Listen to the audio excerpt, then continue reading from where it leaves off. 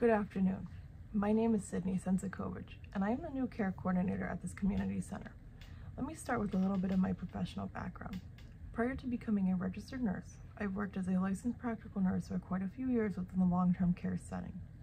After becoming an RN, I ventured right into the emergency room. I spent a few years at the bedside before deciding to take on the role of the stroke program coordinator at the hospital I started my nursing career at. Fast forward to today, I am brand new to this role, but my supervisor felt that I was a great fit to provide this presentation on the fundamentals of care coordination due to my extensive nursing background. Nursing involves the act of coordinating care of a patient between various disciplines, whether it's intentional or not. Care coordinator does not have to be in the title, but it can simply be integrated into everyday practice for nurses who assume care of a patient to influence positive patient outcomes. During this presentation, I will discuss the key factors that should be considered to effectively participate in care coordination. Those key factors include effective strategies for collaborating with patients and families, change management that affects the patient, coordinated care based on ethical decision-making, policy provisions that impact the patient, and the vital role of the nurse in the care coordination continuum. The Agency for Healthcare and Research Quality defines care coordination as deliberately organizing patient care activities and sharing information among all of the participants concerned with the patient's care to achieve safer and more effective care. That's in reference to the AHRQ 2018. With that being said, it is understood that many illnesses will require a multifaceted approach to ensure that the delivery of high-quality care is met.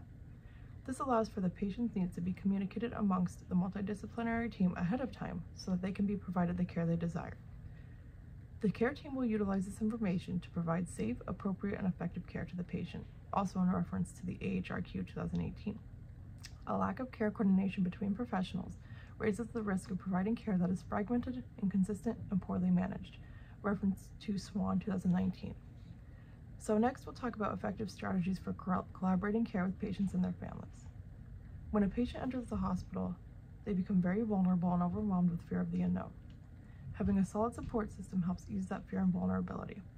When patients have family involvement in their care, it ensures support after discharge so that they can continue to have good outcomes within their recovery period. It is crucial that the healthcare team involve any willing family members in the care of the patient. Allowing them to voice their concerns and addressing them helps make them understand the disease process and how to handle it better. Patient and family-centered care has been increasingly connected with improved health outcomes and decreased use of health services in reference to Goodrich 2018. Although home health services are offered prior to discharge, it is not uncommon that the patient will receive care from a family member instead. With that in mind, communicating plans and treatments with the family is important so that they can confidently carry on being the caregiver in the home setting. Encouraging patients and families to collaborate with the healthcare team has shown to be associated with fewer adverse events, improved self-management, less diagnostic testing, decreased use of health services, and shorter lengths of stay in the hospital. That's referenced to Goodrich 2018. By developing a trusting partnership between the healthcare team and the patient and their family, it's opening a door to collaboratively come up with a care plan that is best suited for that patient.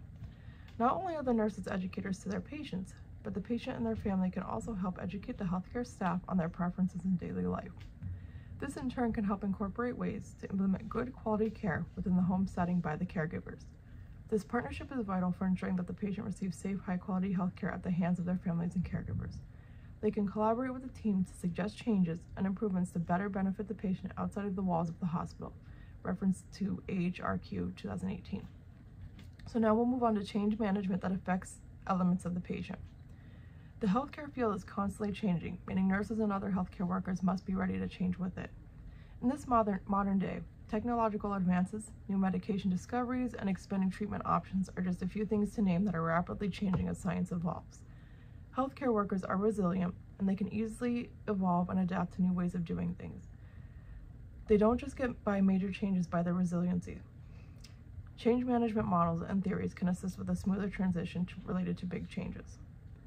One common change model that is short and easy to follow was developed by Kurt Lewin. This model is a simple three-step approach that applies innovative growth to an organization. Kurt Lewin's change model consists of 3 stages: unfreezing, change, and refreezing, and that's in reference to Fisher 2020. Implementing a model such as this requires a multifaceted approach in order to thoroughly see it through. Lewin described his model as an equilibrium state where organizations have to do a little agitating of the status quo in order to allow the participants to be open to change. That's also in reference to Fisher 2020. Something like this is a way to transition from normalcy to a new normalcy. Just like any model, there are some drawbacks, such as longevity of certain stages. However, despite these limitations, this is a valuable approach for organizations to take when pursuing innovative change due to its simplistic nature and long-term growth mindset. That's also in reference to Fisher 2020. So now we'll move on to coordinated care plans based on ethical decision-making. According to the American Nurses Association, or the ANA, the Nursing Code of Ethics is a framework that nurses follow in their everyday practice to maintain consistency with quality care and ethical obligations while providing care to their patients. Ethics, otherwise known as moral principles, dictate how a person carries themselves, and that's in reference to Gaines 2022. This is so important in nursing due to our role as caregivers. The Nursing Code of Ethics should be integrated into everyday practice, especially during care planning, to ensure that the patient is receiving the care that is best for them and no harm is being done in the process. Typically, healthcare providers take an oath when their educational journey comes to an end and they're going to begin practicing on their own in the real world. These oaths serve as ethical promises that within your career, you're going to take the best possible care of your patients and practice with the intent to do no harm. This is common for the healthcare profession. Physicians take what is called the Hippocratic Oath, whereas the Nursing Code of Ethics is identical to that concept except made to model the nursing profession. So now we'll move on to impact of healthcare policy provisions on the patient experience. So in March 2010, sitting president at the time, Barack Obama, enacted the Patient Protection and Affordable Care Act, also known as the ACA for short, or more familiarly, Obamacare. The primary goal of this law was to achieve widespread healthcare coverage by permitting collaboration between employers, citizens, and the government. And that's in reference to Sasank, Zola, and Anil Kumar Reddy Reddivari 2019. Another important objective that Obamacare implemented was creating healthcare coverage that was more cost-friendly while simultaneously improving coverage quality and decrease nonsensical spending. To put it simply, this law was enacted in order for individuals to easily obtain health coverage that they needed.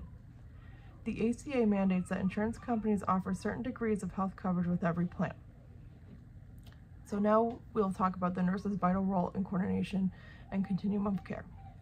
In an article written by Beth Ann Swan, she explains the role of the registered nurse across the care continuum as an essential component of effective care coordination, and that's obviously referenced to Swan 2019. Although care coordination revolves around a multifaceted team, the nurse plays a critical role in the continuum of care due to the fact that they interact the most with their patient between communication and providing hands-on care. Despite care coordination being a remarkably team-based approach to patient care, the registered nurse provides high-quality and safe coordination of care no matter what setting they practice in. Nurses not only understand the patient and disease process from a medical perspective, they also view the patient from a holistic approach. Not all involved in the care of the patient view it that way. For example, physicians will look at the patient and the disease and aim to treat it, whether it be curatively or palliatively.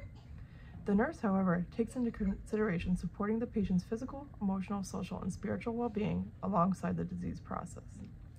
So in conclusion to this presentation, effective collaboration between multidisciplinary teams in the healthcare setting is directly related to better patient outcomes. As a healthcare professional, within my years of experience, I have witnessed collaboration between different disciplines firsthand. I truly hope this presentation has helped open your eyes to the influence care coordination has in regards in the outcome of the patient care. I truly thank you for your time, and I hope this helped. Thanks.